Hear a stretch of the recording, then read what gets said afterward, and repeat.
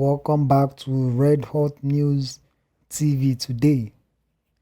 Sanctions must be placed on Nigeria after horrific Christian persecution, lobby group in the United Kingdom says. Is UK foreign policy about to acquire some teeth? First, Boris Johnson announces that the Foreign and Commonwealth Office and the Department for International Development are to be merged into a single Whitehall unit, a new Foreign and Commonwealth and Development Office (FCDO). The UK is embarking on phase 1 of POCA enforcement and will be looking for other cases of human rights violations. Sadly, there are so many around the world, it is perhaps hard to know where to start. A recent report from the All-Party Parliamentary Group on Religious Liberties, led by MP Jim Shannon, provides a credible answer. MPs and peers looked into the horrors of Christian persecution in Nigeria. The report is a damning indictment of the mayhem there and the wholesale murder, destruction of property, and persecution of Christians in the Middle Belt region of that country. The situation is horrific. In July 2018, the Nigerian House of Representatives declared the killing of Christian farmers in the Middle Belt to be genocide and requested the government to act by establishing orphanages, among other critical steps. 2 years later, this has not happened. Churches continued to be burned down in Nigeria, 500 churches in Benue State alone. Many Christians fear for their lives, and prominence is no protection. Witness the murder of the chairman of the Christian Association in Nigeria, the Reverend Lawan Andimi. Shockingly, Theophilus Danjuma, a former army chief of staff, has alleged that the Nigerian army is not neutral. They collude in ethnic cleansing of Christians.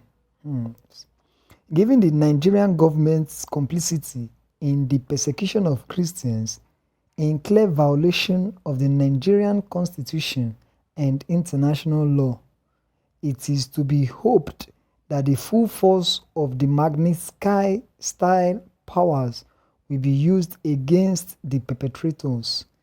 The United Kingdom can seize the assets of persons who have engaged in conduct connected with such human rights abuses, including directing, sponsoring, or profiting from it, or materially assisting with it.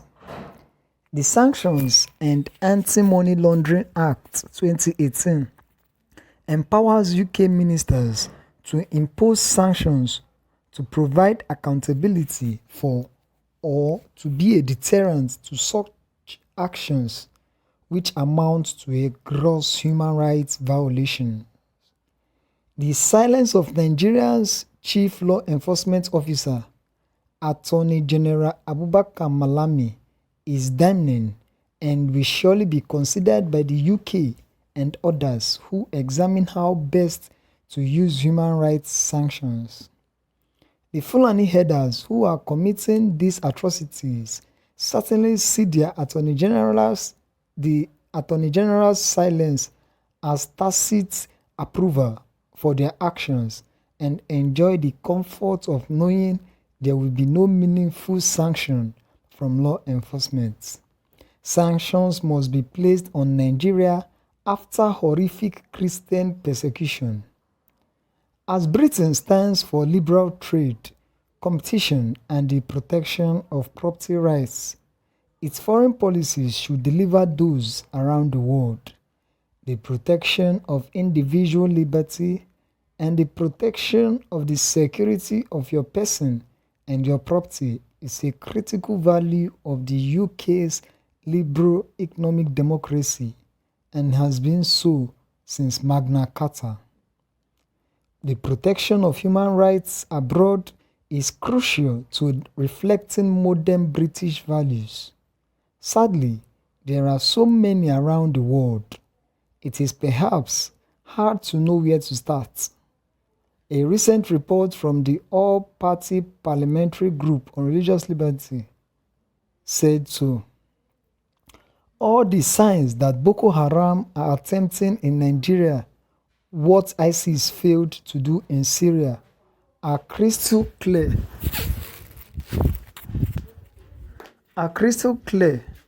In the last 10 months alone, they have invaded and permanently occupied 350 Igbo villages and communities. Localities such as Kajuru have shown their vulnerability, and many remained unprotected by the federal government. Added to all this, rampant political and media corruption in Nigeria has drawn the spotlight on President Buhari, who lacks either the willingness or capability to confront the issue head-on. An endemic lack of transparency makes it harder to expose this corruption.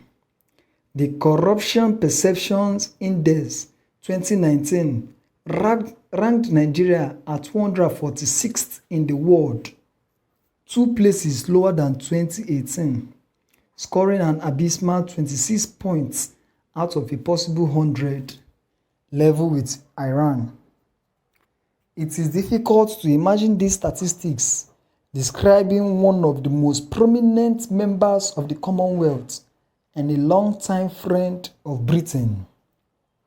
Combined with this inadequate response to perhaps Africa's largest ever terrorist insurgency, Nigeria, which is Africa's largest economy, and those responsible for it have been slammed by the International Monetary Fund. Persistent structural and policy challenges continue to constrain growth. The UK, like many other countries, has now armed itself to deal with this type of violation of its values. The government must now act. It is obvious that carrots alone will not change behavior in Nigeria, nor will the violence and butchery end until there is a clear message from the West to Nigeria's leadership that such actions will not be tolerated and will be met with the full force of law. Wow, that was a very strong message from the United Kingdom group, and Nigerians, however, have reacted to this.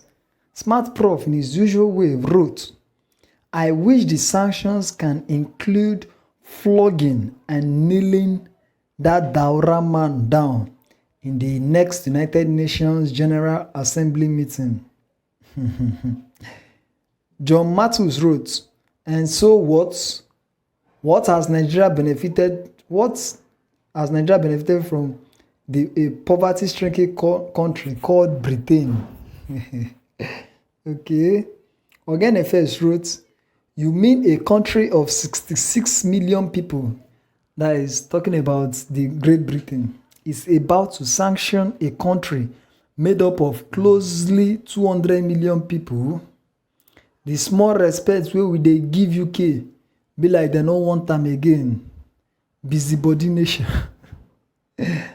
Tutu Des wrote, "Sanction Nigeria seriously is either the ops lack the knowledge of international relations.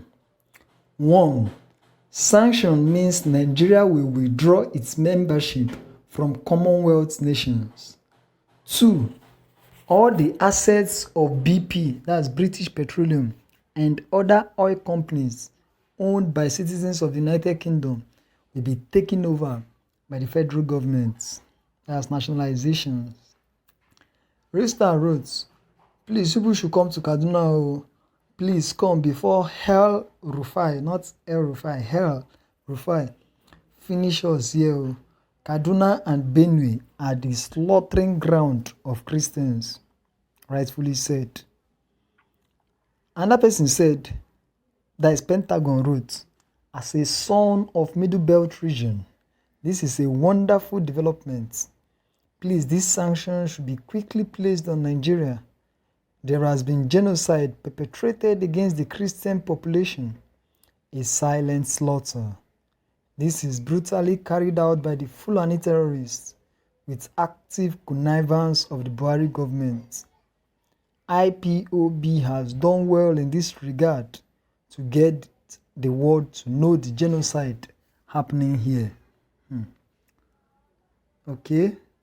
Another person wrote, Nigeria giving UK respect. Let them announce only visa restrictions on Nigeria. You will see when how our leaders will be running helter-skelter like a man suffering from madness. As Nigeria stands now, even South Africa can sanction us, let alone United Kingdom. Jinked wrote, if the British are truly remorseful for the unmerited amalgamation of 1914 by them, they should kukuma support the peaceful dissolution of the contraption called Nigeria, because just like Nnamdi Kanu foretold, this entity can't remain the same again. Another person now countered what the person who talked about sanctioning said. Nigerian yearly contribution to UK economy through students' fee will stop. So who do you think will be running helter-skelter? If Nigeria withdraw from Commonwealth nations, who do you think will be running helter-skelter? If FG stop the sweet oil flow to BP and other UK oil companies, who will be running helter-skelter? Guy, international politics no be online propaganda. Wow. So guys, if you have anything to say concerning this, just drop your comments in the comment section. And don't forget to please subscribe to this channel. Thank you.